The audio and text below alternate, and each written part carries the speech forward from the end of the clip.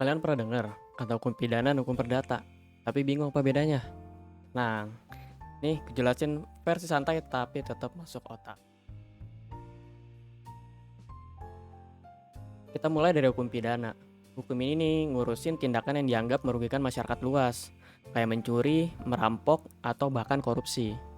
Kalau kamu melanggar hukum pidana, berarti kamu berhadapan langsung sama negara, bukan cuma sama korban. Makanya dalam hukum pidana biasanya disebut negara versus tersangka, bukan korban versus pelaku.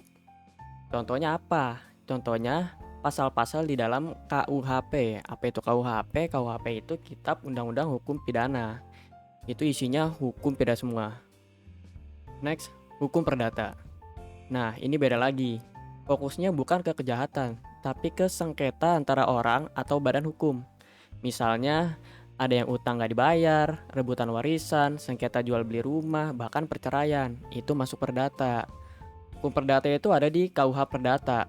Dan biasanya prosesnya dimulai kalau ada pihak yang merasa dirugikan dan mengajukan gugatan ke pengadilan. Jadi simpelnya gini ya, pidana ada pelanggaran hukum, sanksinya bisa penjara.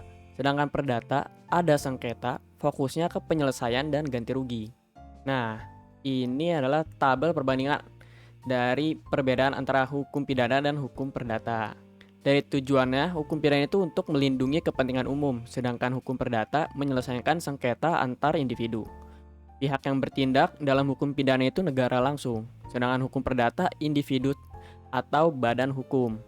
Contoh dari hukum pidana, pembunuhan, pencurian, penipuan, sedangkan hukum perdata ada perceraian, warisan, dan kontrak.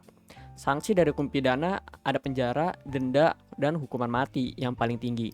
Sedangkan hukuman dari hukum perdata itu ada ganti rugi dan pemenuhan perjanjian. Makanya jangan salah kaprah. Kalau ada orang nipu kamu dan kamu bilang lapor polisi biar dia bayar utangnya, itu masuknya perdata, bukan pidana. Udah ngerti kan bedanya? Kalau kamu suka konten kayak gini, jangan lupa like, follow, dan komen kalau kalian punya pertanyaan mengenai nyangkut hukum di Indonesia. Next, kita bakal bahas subjek dan objek hukum yang ada di Indonesia. Stay kritis, stay legal. Bye-bye.